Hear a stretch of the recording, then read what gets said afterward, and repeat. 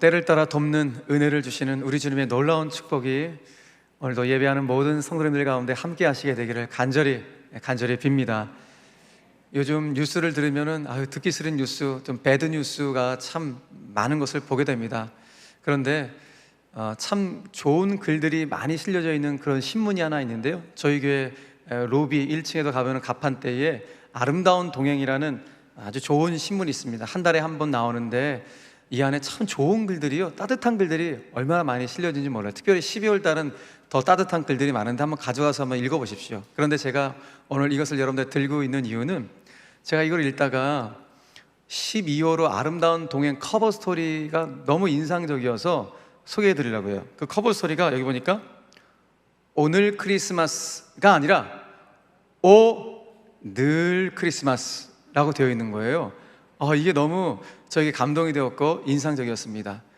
늘 크리스마스와 같은 그런 기쁨의 삶이 되었으면 좋겠습니다 라는 어떤 취지를 담아서 커버 스토리를 만든 것 같습니다. 사랑하는 성도 여러분, 여기는 그대로 평화의 왕으로 이 땅에 성탄하신 우리 주님의 평화가 우리 성도님들 오늘뿐만 아니라 정말 일평생 늘 그 평화가 여러분들을 감싸주시고 돌봐주시기를 간절히 축원합니다. 자, 제가 오늘 설교는 땅끝에서 부르는 노래라는 아주 조그만 소책자가 있는데요, 그 소책자에서 제가 읽은 한 글을 소개하면서 여러분들에게 오늘 설교를 시작하고자 합니다. 앞을 보지 못하는 형제와 자매가 있었습니다. 이 두 사람이 누군가의 소개로 만나서 그 만남을 쭉 지속해 가다가 결국 우리 두 분처럼 결혼을 약속하여 이제 결혼하게 되었습니다. 두 사람은 서로의 연약함을 잘 알기 때문에 서로 배려하며 정말 따뜻하게 서로를 섬기면서 아름답고 행복하게 결혼 생활을 하게 됩니다. 결혼한 지 한 10년 정도가 되었을 때 병원에 어떻게 두 사람이 가게 되었습니다. 그런데 병원에서 뜻밖에도 두 분은 수술을 하면 그 두 눈이 띄어들 수가 있습니다. 세상을 볼 수가 있습니다. 이런 기쁜 소식을 듣게 된 것입니다. 정말 하늘의 축복이 아닐 수가 없죠. 그래서 두 사람이 수술을 받게 되었습니다. 수술이 성공적으로 마치게 되었고, 이제 수술 마친 이후에 회복실에서 두 사람이 이제 눈을 뜨게 되었습니다. 그때 눈을 뜨게 된 아내가 먼저 남편에게 이렇게 말을 합니다. 듣기는 많이 들어도 뵙기는 처음입니다 라고 말입니다. 그렇죠? 여러분, 이게 굉장히 우스꽝스러운 이야기인 것 같지만 실은 굉장히 가슴 뭉클한 이야기가 아닐 수 없습니다. 왜냐하면 이 두 사람은 결혼 이후에 평생 소리로 서로를 보아왔습니다. 소리로 서로의 사랑을 확인해 왔는데 드디어 육신의 눈이 열려져서 서로의 얼굴을 보게 된 것이죠. 여러분, 이때 서로의 얼굴을 보게 된 이 두 사람이 당황스러웠을까요? 감격스러웠을까요? 이 글 이후에 어떤 상황인지 글에 표현이 안 됐기 때문에 알 수는 없지만 제가 상상해 보기로는 이 두 사람이 서로 얼싸안고 그야말로 감격의 눈물을 흘리지 않았을까 상상을 해보게 됩니다. 여러분, 이렇게 부부가 서로 얼굴을 마주대하기만 해도 정말 감격스러워하고 얼싸안고 감격의 눈물을 흘리는 이런 부부가 있는 반면에 현대를 살고 있는 우리 부부들 중에는 늘 얼굴을 볼 수 있음에도 불구하고 마치 스쳐 지나가는 듯한 그런 기분으로 부부 생활하는 분들이 의외로 참 많이 있습니다. 분명히 귀가 있어서, 귀가 잘 들려서 부부의 소리를 분명히 들을 수 있음에도 불구하고 서로 대화의 문이 닫혀서 듣는 채 많지 않은 그런 부부도 참 많이 있는 것을 보게 됩니다. 어쩌면 이런 부부들이 더 심각한 장애가 있는 부부가 아닌지 모르겠습니다. 여러분, 그렇다면 지금 나와 우리 주님과의 관계는 어떠할까요? 혹 나와 주님과의 관계도 이런 심각한 장애를 가지고 있는 관계는 아닌지 오늘 대림절 세 번째 주일을 맞아 돌아보게 됩니다. 그렇게 많이 주님에 대해, 그리고 성경 말씀을 통하여 설교를 통해 그렇게 많이 설교를 많이 들었음에도 불구하고 하나님 말씀을 듣는 채 만취 했던 나의 모습은 아니었는지, 듣는 채 만취함으로 말미암아 주님과의 인격적 교제, 그 만남이 전혀 없었던 나의 신앙의 모습은 아니었는지 저도 돌아보게 됩니다. 사랑하는 여러분, 건강한 신앙생활이라고 하는 것은 말씀을 많이 듣는 거 좋습니다. 그러나 말씀을 많이 듣지만은 그 말씀이 내 삶으로 이어질 수 있도록, 내가 그렇게 많이 들었던 말씀을 통하여서 말씀으로 나에게 다가오신 그 주님과 인격적인 만남과 교제를 하게 될 때 우리가 비로소 건강한 신앙생활을 하게 되는 것입니다. 사랑하는 성도 여러분, 오늘 대림절, 주님의 오심을 기다리는 대림절 세 번째 주일을 맞아서 이 땅에 성탄하신 그 주님의 평화의 역사가 오늘 여러분들 가운데 임하되, 오늘 말씀을 통하여 우리 가운데 다가오시는 그 주님을 우리도 영의 눈을 열어서 바라볼 수 있는 은총의 시간이 되기를 간절히 바랍니다. 그런 차원에서 이 계절 우리는 욥의 고백이 절실합니다. 여러분, 욥이 하나님 앞에 회개하여 마지막 그가 하나님 앞에 올려드렸던 진짜 진정한 고백이 무엇이었습니까? 욥기 42장 5절에서 그는 하나님께 이렇게 고백합니다. 같이 읽겠습니다. 시작. 내가 주께 대하여 귀로 듣기만 하였으나 이제는 눈으로 주를 배웠나이다. 아멘. 그동안 그렇게 많은 말씀 들었지만은 이제 드디어 내가 영의 눈을 열어서 주님을 배웁니다. 다시 말해서 내가 인격적으로 주님과의 교제가 비로소 이제 시작이 됩니다라고 그가 고백하고 있는 것입니다. 신앙생활 참 많이 오래 왔지만, 그래서 설교도 참 많이 들어왔지만, 내가 욥처럼 듣긴 들었지만 주님과의 인격적 교제가 없었다면 오늘 욥이 마지막에 고백했던 이 고백, 하나님 저에게도 있게 하여 주셔서 저도 영의 눈이 열려져서 평화의 왕으로 이 땅에 오신 그 주님, 말씀으로 나에게 다가오신 그 주님과의 날마다 인격적인 교제가 있는 저의 건강한 신앙생활 되게 하여 주시옵소서. 이것이 오늘 저와 여러분들의 간절한 기도의 제목이 되기를 간절히 바랍니다. 자, 그러기 위해서는 오늘 저와 여러분들 가운데 분명한 신앙의 정체성이 좀 있어야 됩니다. 확고부동한 신앙의 정체성이 있어야 돼요. 오늘 본문은 그 정체성 두 가지를 우리에게 보여주는데, 오늘 본문을 통해서 두 가지를 한번 정리해 보도록 하겠습니다. 첫 번째 정체성은 무엇인가 하면은, 내가 믿음으로 서 있는 자리에 하나님은 반드시 역사하실 것이다. 믿음으로 서 있는 것이 하나님의 역사의 현장이 될 것이다라는 이 분명한 확신과 정체성이 우리 가운데 있어야 한다는 것입니다. 바로 이것이 오늘 본문이 첫 번째로 보여주는 주님의 마음이에요. 자, 오늘 우리가 읽은 본문은 성탄절 시즌만 되면 참 많이 묵상하고 설교를 들었던 그런 본문의 내용인데요, 오늘 이 본문을 조금 더 심화시켜서 여러분들하고 좀 본문을 좀 묵상해 보도록 하겠습니다. 자, 오늘 본문을 보니까 하나님께서 천사 가브리엘을 마리아에게 보내셨죠. 그래서 마리아에게 이제 성령으로 잉태될 예수의 출생에 대한 것을 알려주시기 위해서 저 갈릴리 나사렛 지방에 살고 있는 마리아에게 찾아가시는 장면으로 시작을 합니다. 마리아는 이 갈릴리 나사렛이라는 지방에 살고 있었습니다. 이 나사렛 지방은 그야말로 벽천 중에 벽천이었습니다. 그래서 이 당시 사람들이, 아이고, 저 나사렛 지방에서 뭐 선한 것이 나올 수 있겠어? 저기 사는 사람들이 뭐 대단한 사람이나 있겠어? 이렇게 사람들로부터 냉소적인 반응을 받았던 지역이 나사렛이라는 곳이었어요. 그야말로 변방 중에 변방이었습니다. 그런데 오늘 인류를 구원하시기 위한 하나님의 역사하심이 시작되는 바로 그 장소가 사람들이 주목하지 않았던 변방 중에 변방 나사렛이라는 사실을 보여주고 있으면서 본문이 시작하는 거예요. 그것이 굉장히 의미심장하죠. 무엇을 말하는 것이겠습니까? 다른 것이 아니라 내가 서 있는 장소가, 내가 서 있는 삶의 현장이 어디든지 간에, 내가 가정에 있던, 일터에 있던, 캠퍼스에 있던 내가 있는 그곳이 하나님의 역사의 현장이 될 수 있는 것이구나 라는 것을 우리는 깨닫게 됩니다. 물론 지금 여러분들이 삶의 현장에 서 계신 것이 사람들로부터 인정을 받는 자리가 되실 수도 있고, 또 어쩌면 사람들로부터 조금 무시를 당할 수 있는 이렇게 나사렛 변방에 있는 그런 자리에 여러분들이 서 계실 수도 있을 겁니다. 그런데 우리가 어떤 자리에 있든지 괜찮아요. 그것이 어디든 여러분들을 사용하기를 원하시는 하나님의 역사하시면 결코 방해를 받지 않습니다. 중요한 건 뭐예요? 내가 사회적으로 인정받는 위치에 있던, 사람들이 조금 무시를 받는 위치에 있던 어떤 자리에 있든지 간에 내가 어떤 신앙의 정신을 가지고 그 자리에 서 있는가, 이게 중요한 거예요. 아무리 세상 사람들이 인정하는 그 자리에 있다 할지라도 예수 정신으로 무장되지 않으면 하나님의 역사하심이 일어나지 않아요. 그러나 저 나사렛 변방이라 할지라도 그곳에서 예수 정신으로 믿음으로 무장되어 있으면 하나님께서 마리아를 오늘 붙잡아 주시고 인류 역사의 새 구원의 역사의 장을 여셨던 것처럼 하나님의 역사가 일어날 줄로 믿으시길 바랍니다. 그러므로 오늘 이 자리에 있는 저와 여러분들은 주님, 내가 오늘 대림절 세 번째 주일을 맞아 주님의 오심을 기다리는 이 절기에 다시 한번 예수 정신으로 무장될 수 있도록 은혜를 더하여 주셔서 내가 어느 곳에 서 있든지 간에 주님의 역사하심을 기대할 수 있도록 은혜를 더하여 주시옵소서. 이것이 오늘 저와 여러분들의 간절한 기도의 제목이 되기를 간절히 바랍니다. 그러므로 오늘 정리를 하자면 이제 우리는 이렇게 좀 기도할 수 있어야 돼요. 주님, 제가 지금 서 있는 바로 이곳, 여러분 삶의 터전, 그곳에서 주님 홀로 높임을 받아 주시옵소서.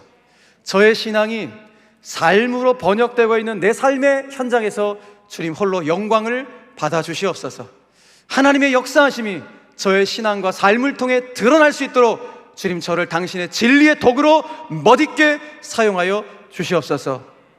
이 고백을 하면 되는 것입니다. 그렇기 때문에 우리가 사는 곳이, 우리가 일하는 곳이 나사렛 변방과 같은 그런 곳이 되어도 여러분 상관없습니다. 중요한 것은 말씀드렸던 것처럼 내가 어느 자리에 있든지 간에 예수 정신을 붙잡고 살아가면 됩니다. 그걸 놓지 않으면 내가 어느 곳에 있든 간에 상관없이 우리 하나님의 역사하심을 경험할 수 있습니다. 예수 정신만 붙잡고 있으면 말입니다. 오늘 마리아의 입장에서 본다면 그 예수 정신은 다른 것이 아니라 믿음이었습니다. 그녀의 믿음이 그녀가 서 있는 자리에 하나님의 역사하심이 드러나도록 만들었어요. 무엇이요? 마리아의 믿음이 말입니다. 여러분 보십시오. 오늘 지금 마리아는 천사 가브리엘로부터 임신했다는, 잉태했다는 소식, 충격적인 소식을 들은 거예요. 아니, 부부관계를 해본 적이 없는데 잉태를 했다는 소식을 들으니까 얼마나 당혹스럽습니까? 그러니까 이게 안 놀라면 이상한 것이죠. 그런데 이거는 당혹스러움을 넘어서 본인의 어떤 그 인생의 존재 자체가 전체적으로 흔들리는 그런 충격적인 소식이 아닐 수가 없습니다. 여러분, 그럼에도 불구하고 오늘 마리아는 천사가 전하는 그 말의 의미가 도대체 뭐야? 이거 무슨 뜻이야? 라고 그것을 생각하고 또 생각한다고 오늘 성경은 말씀하고 있어요. 골똘히 생각합니다. 그러다가 결국 천사가 전해준 말에 대해서 마지막 그녀가 어떻게 반응했는지 성경 이렇게 말씀하고 있어요. 자, 38절 말씀을 다 같이 읽겠습니다. 시작. 마리아가 이르되 주의 여정이오니 말씀대로 내게 이루어지이다 하멘. 할렐루야. 예, 마리아의 반응이 이거예요. 놀랍지 않습니까? 천사시여, 당신이 지금 나에게 하신 말씀 그대로 내 삶 가운데 그대로 이루어지길 나도 원합니다라고 이야기하고 있는 거예요. 여러분, 상식적으로, 아니 지금 이거를 수용한다는 게, 하나님의 큰 계획을 지금 마리아가 수용한다는 게 보통 어려운 일이 아닐 수가 없습니다. 왜 그렇습니까? 아니 이거 수용한 이후에 앞으로 마리아 가운데 펼쳐지고 벌어질 일들을 한번 상상해 보십시오. 어떤 일이 벌어지겠습니까? 아니 지금 결혼도 안 한 여인이 벌크덩 임신을 해갖고 나타났으니 앞으로 사람들로부터 받아야 될 의혹의 눈초리, 저거 뭐야? 그 의혹의 눈초리가 얼마나 강하게 마리아를 향하여 다가오게 될까요? 무엇보다도 이 사실을 알게 될 내가 정혼한 약혼한 남편 요셉이 이거 알면 우리 결혼 파탄 날 텐데 이거 어떡하지? 그러니까 앞으로 일어날 일들을 가늠하기 어려운 그런 상황이 아닐 수가 없어요. 그럼에도 불구하고는 마리아가 하나님의 큰 계획, 그랜드 디자인을 그대로 수용했다는 거예요. 왜 수용했을까요? 세상 물정 모르는 시골 처녀, 순진한 시골 처녀래 갖고 아무것도 몰라갖고 그냥 수용한 것일까요? 그렇지 않습니다. 성경을 아무리 보아도 딱 하나예요. 그녀의 믿음이래요. 그녀의 믿음이 하나님의 원대한 계획을 수용하도록 했다고 오늘 성경은 말씀하고 있다는 것입니다. 여러분, 그런데 그 믿음이 놀랍게도 그녀가 서 있는 바로 그 자리에 그녀의 믿음을 통해서 하나님의 역사하심이 드러나도록 했다는 거예요. 그러므로 오늘 우리도 마찬가지입니다. 내가 서 있는 자리에서 내가 어떤 믿음의 강도를 가지고 내가 살아가고 있는가, 그 강도에 따라서 하나님께서 이렇게 놀랍게 역사하신다는 사실을 우린 깨닫게 됩니다. 사랑하는 성도 여러분, 저와 여러분들도 동일하게 믿음을 가지고 살고 있잖아요. 다 믿음이 있습니다. 믿음이 있기 때문에 오늘 예배를 드리는 거예요. 그런데 오늘 성탄절을 앞두고 있는 저와 여러분들의 믿음이 어떤 믿음이 되어야 되는가? 적어도 우리의 믿음이 교리적인 믿음은 되어서는 안 돼요. 내가 이 교리적인 믿음을 갖고 있으면 저 사람은 저렇게 믿음이 약해? 저 사람은 저런 믿음 갖고 천국 가겠어? 아이고, 저런 믿음 갖고는 봉사는 하겠어? 이런 식으로 내 믿음을 가지고 사람을 정죄하고 판단하는 교리적인 믿음이 결코 되어서는 안 되고, 내 믿음이 하나님이 내 믿음을 통해 역사하실 수 있는 믿음이 되어야 돼요. 할렐루야. 그러므로 오늘 하나님, 제가 가지고 있는 믿음을 통하여서 하나님께서 나를 통하여 역사하실 수 있도록 은혜를 베풀어 주시옵소서. 그런 믿음, 그런 순전한 믿음 될 수 있도록 저를 붙잡아 주시옵소서. 이런 믿음으로 무장할 수 있는 우리 모두가 되기를 간절히 바랍니다. 자, 그런데 오늘 그렇다면 내가 서 있는 자리에서 나의 믿음을 통하여 하나님의 역사하심이 드러나도록 한다는 것은 구체적으로 뭘 말하는 것일까요? 물론 지금도 여러분들은 여러분의 믿음을 통하여서 하나님께 영광 올려드리기 위해서 하나님의 역사하심이 여러분 삶 속에서 나타날 수 있도록 그렇게 아마 영적으로 몸부림치면서 그렇게 살려고 아마 굉장히 노력을 하시며 살아가실 거예요. 자, 그렇다면 어떤 모습들이 하나님의 역사하심이 드러나는 나의 믿음의 모습일까요? 여러 가지가 있겠지만 제가 최근에 읽은 한 글을 여러분들 가운데 소개하면서 한번 이 질문에 대해서 한번 생각을 좀 해보도록 하겠습니다. 국민일보의 그 선임 기자 출신이신 이태영 기자라는 분이 있는데, 이분이 글을 써서 좋은 생각이라는 잡지에 글을 좀 기고를 했습니다. 그분의 글이 저에게 감동이 되었는데 좀 소개를 좀 해드리겠습니다. 이분이 어떤 목사님을 취재하는 거예요. 그 목사님은 충남 보령에서 목회하시는 김영진 목사님이십니다. 이분이 목회하시는 장소에 아마 주변에 좀 이렇게 약주를 많이 드시고 술 취하신 분들이 교회를 계속 왔다 갔다 하신 분들이 굉장히 많았나 봐요. 그날도 술에 흥건히 취하신 한 주민이, 그 마을 주민이 교회로 이렇게 들어오신 거예요. 들어오시니까 김영진 목사님이 아이고, 술 드시고 약주하시고 다른 데 안 가시고 교회 오셔서 너무 잘하셨습니다. 아이고, 잘 오셨습니다. 너무 환영해 준 거예요. 환대를 해줬어요. 예. 근데 이 주민은 교회 들어오면 항상 노래를 부르는데 조용필 씨의 일편단심 민들레아를 늘 이렇게 18구로 부른다는 거예요. 예. 근데 그때 이 김 목사님이 그분의 노래에 맞춰서 기타 반주를 해주는 거예요. 예. 일편단심 민들레아리면서 이제 기타 반주 해주는 거예요. 근데 그분이 그 술 취하시고 교회 들어왔던 그분이 이제 그 교회 안수 집사님 되신 거예요. 근데 이게 놀란 일이 아니라 제가 이제 그 다음 글에서 저희 감동이 되었는데, 이태영 기자가 그 목사님을 인터뷰할 때 그 목사님이 이런 말을 했다는 거예요. 베어버리려고 생각하면 이 세상에 잡초가 아닌 것이 없습니다. 그러나 품으려고 하면 꽃이 아닌 것이 없습니다 라고 말입니다. 늘 술주정 부리면서 교회에 들어온 분, 어떻게 보면 잡초라고 생각할 수 있겠죠? 베어버리고 싶을 거예요. 우리 교회 오지 마세요. 술 냄새 풍겨요. 그런데 그분 품고 나니 꽃이에요. 꽃으로 생각하면 꽃이라는 것이죠. 사랑하는 여러분, 바로 이것입니다. 이런 마음을 품고 우리가 사람을 존귀히 여기며 그 사람을 하나님께로 인도하는 것, 이런 것이 삶의 자리에서 하나님의 역사하심이 드러나도록 하는 믿음의 삶이 아닐까요? 여러분, 사람을 베어버릴 잡초가 아니라 품어낼 꽃으로 여기며 살아가는 이런 선한 마음을 가지고 살아가게 될 때, 이런 믿음을 가지고 살아가게 될 때 하나님의 역사하심이 더 강력하게 우리의 삶 가운데 나타나지 않을까요? 제가 이 한 구절을 읽으면서 참 많이 회개를 했습니다. 한 해를 돌아보니까 목회자로서 저에게 조금 뭐랄까요? 좀 이렇게 다정다감하게 해주는 성도들 가운데는 내가 그분을 꽃으로 여기고, 나를 조금 이렇게 하시는 분들 가운데는 내가 그분을 자꾸 잡초로 여기려고 했나? 자꾸 베어버리려고 했나? 그런 마음이 저에게 들더라고요. 하나님은 저에게, 우리 성도들 가운데는 아무도 잡초가 없습니다. 우리 성도들은 저에게 다 꽃입니다. 그렇게 꽃으로 품을 수 있는 그 넉넉한 가슴을 저에게 허락해 주십시오. 그런 마음으로 제가 회개했던 글이 바로 이 한 대목이었습니다.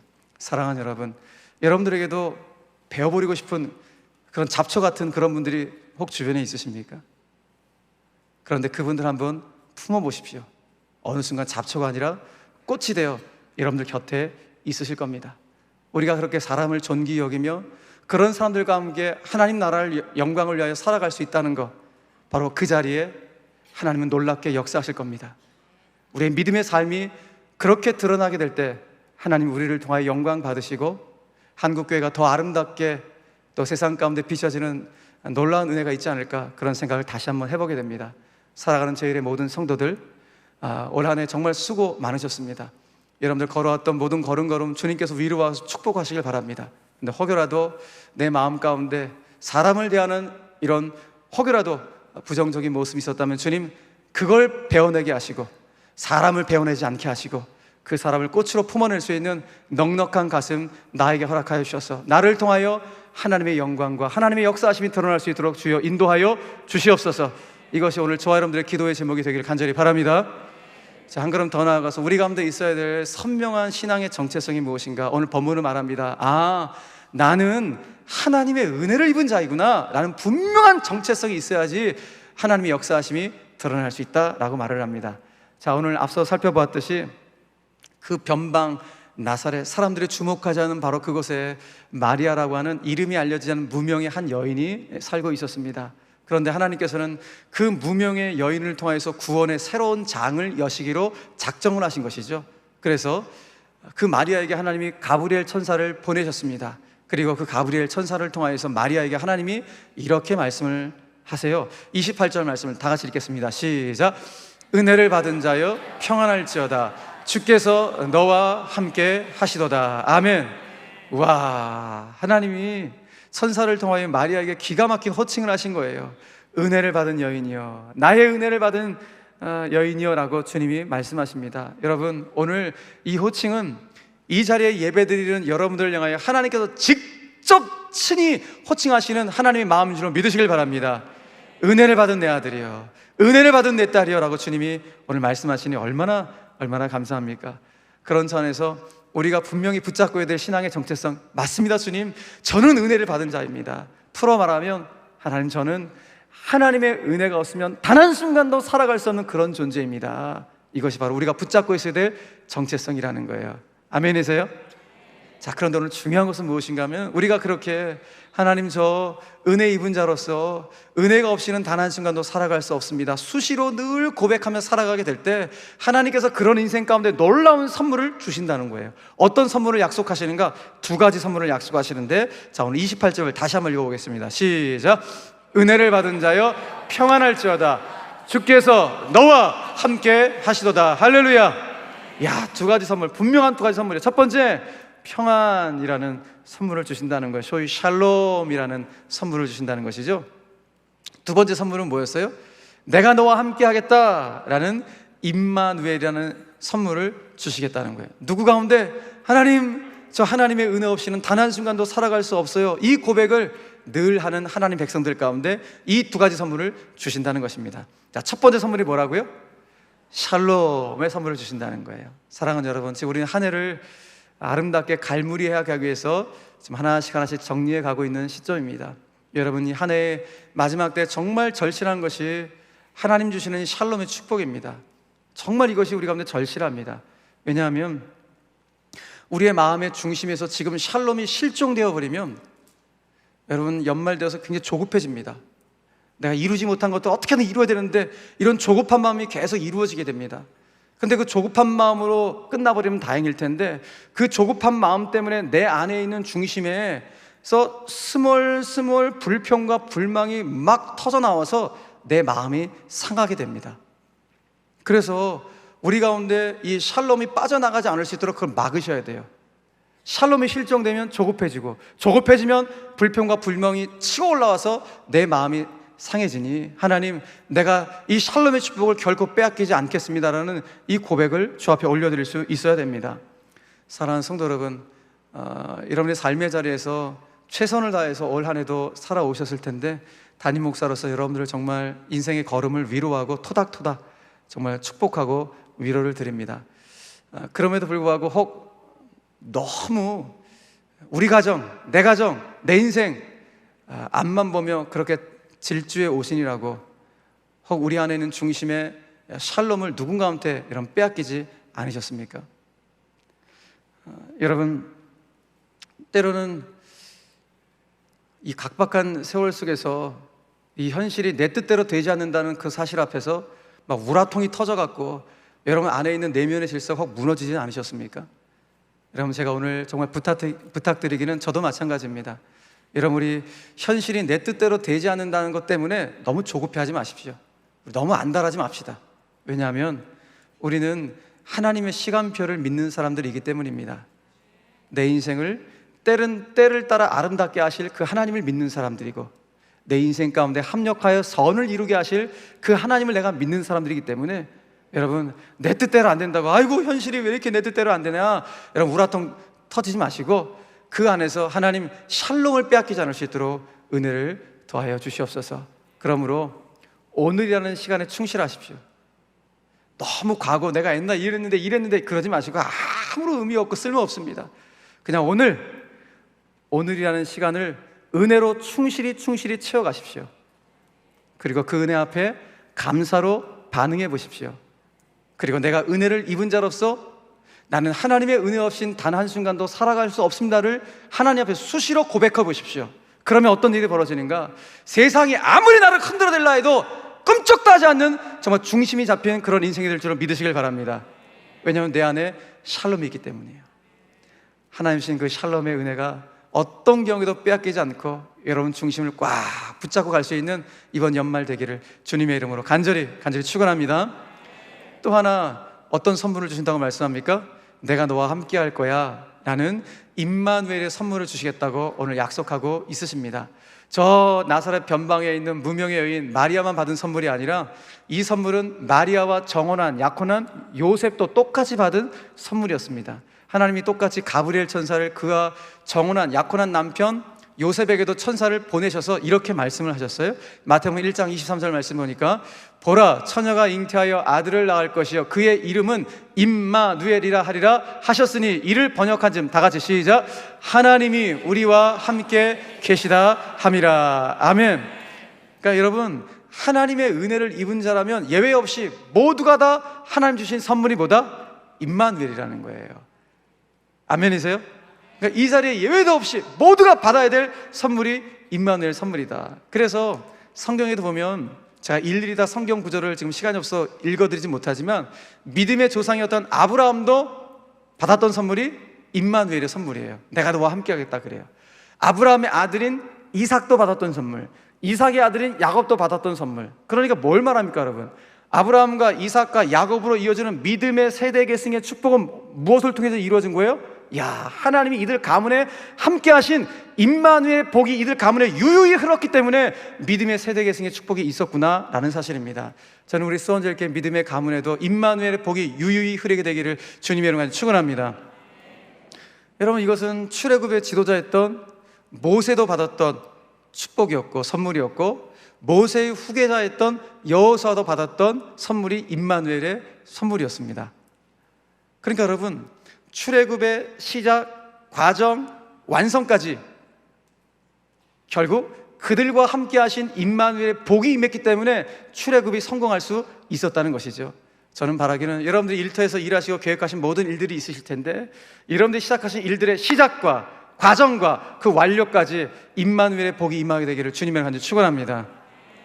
여러분, 이 선물은 또 우리가 잘 아는 하나님 마음에 합한 사람이었던 다윗도 받았던 선물이었습니다. 다윗은 이 선물을 받고 직접 하나님 앞에 이런 시와 고백을 올려드리게 되죠. 우리가 잘 아는 시편 23편 4절 말씀 같이 한번 읽어보겠습니다. 시작. 내가 사망의 음침한 골짜기로 다닐지라도 해를 두려워하지 않을 것은 주께서 나와 함께 하심이라. 아멘.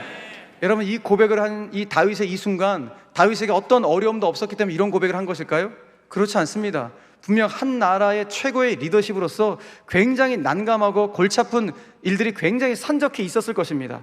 그리고 거짓 뉴스로 혹세무민하는 그런 선동가들도 분명 있었겠죠. 그런 선동가들로부터 견딜 수 없는 고민과 그런 상처들도 굉장히 많이 있었을 겁니다. 절대 권력을 가지고 있는 왕이었지만 자기 힘으로 뭔가를 할 수 없는 그런 상황도 분명히 있었을 겁니다. 모르긴 해도 정말 사망의 음침한 골짜기를 지나는 것 같은 그런 두려움의 순간들이 다윗 가운데 분명히 있었을 것입니다. 그럼에도 불구하고 오늘 그는 고백하죠. 두려워하지 않겠다고. 그 이유가 무엇인가? 주께서 나와 함께 하시는 임마누엘의 은혜가 내 가운데 임했기 때문에, 그 임마누엘 주님이 내 인생의 세계를 여시고 나를 붙잡으시기 때문에 나는 사망의 음침한 골짜기를 지나갈지라도 두려워하지 않겠다고 고백하고 있다는 것입니다. 여러분이 여기서 깨닫습니다. 야, 그렇구나. 진짜 우리 가운데 있어야 될 신앙은 임마누엘 신앙이구나. 하나님이 나와 함께 하신다는 임마누엘 신앙이야말로 내 신앙이 흔들리지 않을 수 있도록 나를 꽉 붙잡아주는 영적인 무게추와 같은 역할을 하는 것이 임마누엘 신앙이구나 라는 사실입니다. 그러므로 임마누엘 신앙으로 무장한 자들은 웬만해서 무너지지 않습니다. 그 삶이 웬만해서 절망하지 않습니다. 왜? 하나님이 나와 함께하는 사실을 정말 믿기 때문이에요. 그 순간 너무 힘겹고 어려운 순간이 있을 수 있겠지만은, 그 감정은 너무너무 힘겹겠지만은, 그럼에도 불구하고 다시 일어날 수 있는 힘이 뭔가, 임마누엘 주님이 나와 함께 하신다는 사실을 믿기 때문인 줄로 믿으시길 바랍니다. 현대 철학의 어떤 초석을 놓았던 18세기 유명한 독일의 철학자, 우리가 잘 아는 임마누엘 칸트가 있습니다. 이 칸트가 했던 말이, 유명한 말이 있는데요, 나는 일생 동안 참 훌륭하고 좋은 책을 제가 많이 읽었습니다. 그렇지만 나는 그 많은 책들 중에서도 그 속에서 시편 23편에 나오는 4가지 단어보다 내 마음을 더 고요하고 기쁘게 해준 말을 발견한 적이 없습니다.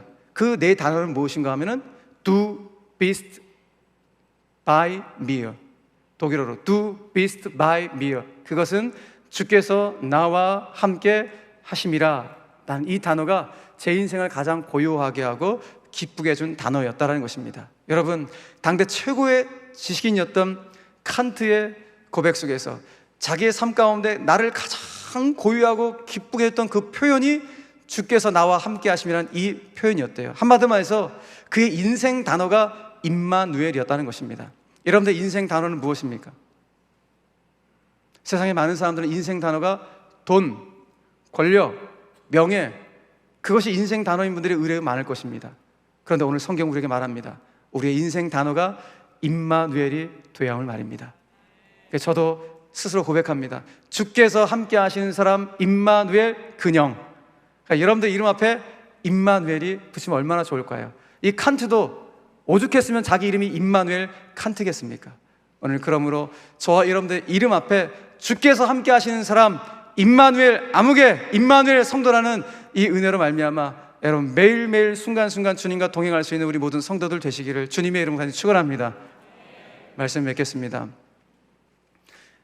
이제 우리는 임마누엘 신앙으로 무장하겠다는 거룩한 다짐과 결단을 하게 되었습니다. 자, 그래서 중요한 것은 내가 이제 임마누엘 신앙으로 무장되었으니 그것으로 끝나는 것이 아니라 하나님이 임마누엘 신앙으로 무장한 저와 여러분들을 이 세상으로 보내신다는 것입니다. 왜? 어두운 이 세상을 비추이는 빛의 사명을 감당하라고 말합니다. 어두운 이 땅 가운데 빛으로 임하셨던 임마누엘 주님께서 그 임마누엘 사명을 그대로 받은 바로 우리들을 향하여서 너희들도 또 다른 임마누엘이 되어 이 땅을 비추는 빛의 사명을 감당하라 라고 말씀하고 있다는 것입니다. 제가 설교 초두에 말씀드렸던 이 아름다운 동행이라는 12호로 이 신문 안에 보니까 참 따뜻한 글들이 많은데, 이 글을 읽다 보니까 이 안에 있는 사람들의 이분들이 주님이 함께 하신다는 사실을 삶을 통해서 뭔가 보여주고 싶어 하는구나 라는 것을 볼 수가 있었습니다. 여기 보니까 그게 3가지 어떤 글들이 있었는데, 어떤 분은 제빵사세요. 매일 빵을 아침에 구워서 빵집 앞에다 진열을 해놓습니다. 그리고 아침을 굶고 등교하는 아이들, 가난한 집 아이들 마음대로 빵을 가져갈 수 있도록 그 빵을 제공해주는 제빵사의 이야기가 실려져 있습니다. 이태원 참사 이후에 누군가를 살리기 위해서 자기 돈과 시간을 들여서 심폐소생술을 배워야겠다고 하는 젊은이들의 이야기가 실려져 있습니다. 우크라이나 전쟁을 보고 마음이 아파서 그들을 향하여서 뭔가 평화를 주기 위해서 그들에게 미술 작품을 그리는 작가들의 이야기가 기록이 되어져 있습니다. 여러분, 어쩌면 이들은 하나님이 지금 우리 가운데 함께 하신다는 사실을 삶으로 증명해 보이고 싶은 이들인지도 모릅니다. 사랑하는 성도 여러분, 이제 저와 여러분들도 임마누엘 신앙으로 하나님의 은혜를 입은 자로 이 자리에 서 있으니 하나님이 오늘 저와 여러분들을 또 다른 임마누엘이 되어 이 세상 가운데 나아가라고 말씀하시니 그 말씀에 순종하여 우리의 삶을 통하여서 이 세상을 조금 더 따뜻하게, 조금 더 아름답게 세워갈 수 있는 21세기 임마누엘 성도들이 다 되시기를 주 예수 그리스도의 이름으로 간절히 축원합니다. 축원합니다.